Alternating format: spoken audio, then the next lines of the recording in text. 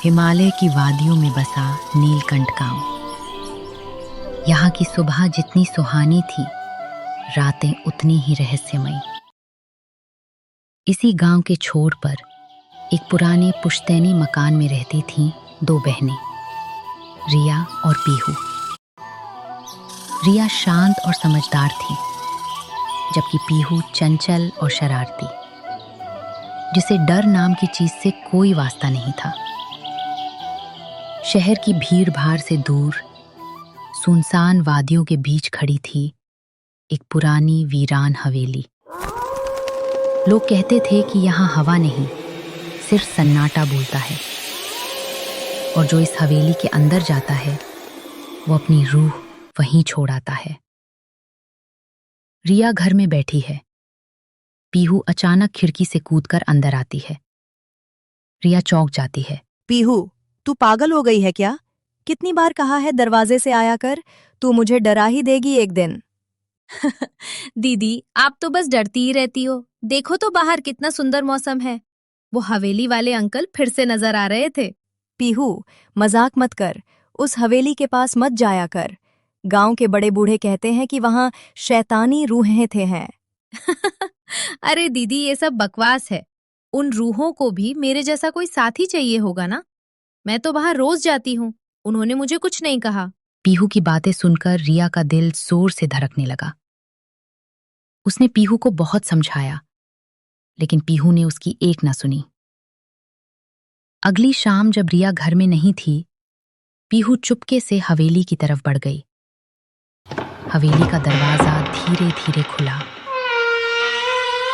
अंदर सिर्फ धूल, जाले और एक अजीब सी बदबू थी। पीहू बेखौफ आगे बढ़ती गई। उसे नहीं पता था कि उसका हर कदम उसे मौत के और करीब ले जा रहा है। पीहू मोमबत्ती लेकर हवेली के गलियारे में चल रही है। अचानक एक ठंडी हवा का झोंका आता है और मोमबत्ती बुझ जाती है। कौन है वहां? सामने आओ। हमें तो तुम्हारा ही इंतजार था पीहू। तुमने हमारी शांति भंग की है, अब तुम्हें इसकी कीमत चुकानी होगी। मुझे जाने दो, मैंने कुछ नहीं किया। जाने तो हम देंगे, पर तुम्हारी एक बहन के बदले। तुम अपनी बहन को हमें सौंप दो तो हम तुम्हें छोड़ देंगे। शाम ढल चुकी थी, लेकिन पीहू घर नहीं लौटी थी। रिया पागलों की तरह उसे ढूंढ रही थी। वो गांव वालों के पास गई, पर सबने उसे हवेली जाने से मना कर दिया। तभी उसे हवेली से पीहू की चीख सुनाई दी। रिया ने हिम्मत जुटाई और हवेली की तरफ दौड़ पड़ी। उसे पता था कि वहां उसकी बहन मुसीबत में है। रिया हवेली के अंदर पहुंचती है। पीहू हवा में झूल रही है और उसकी आंखें पूरी सफेद हैं। हवेली का सामान टूट रहा है। दीदी, ये मुझे नहीं छोड़ेंगे। इन्होंने मुझे बलि बना दिया है। इसे मत बुला रिया। अब ये हमारी है। इसकी रूह अब हमारे पास है और अब तुम्हारी बारी है। नहीं, मैं अपनी बहन को तुमसे छीन लूंगी, चाहे कुछ भी हो जाए। रिया एक मशाल उठाती है और चुड़ैल के साए की तरफ बढ़ती है। रिया चुड़ैल पर मशाल फेंक देती है। आग, हमें ये आग में ही पसंद। हवेली में धमाका होता है और सब कुछ राख हो जाता है। रिया पीहू को अपनी गोद में लेकर हवेली से बाहर निकलती है। हवेली अब जलकर राख हो चुकी थी। गांव वालों ने रिया की बहादुरी की तारीफ की।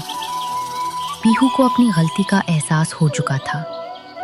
उस दिन के बाद से गांव में फिर कभी उस हवेली की चर्चा नहीं हुई।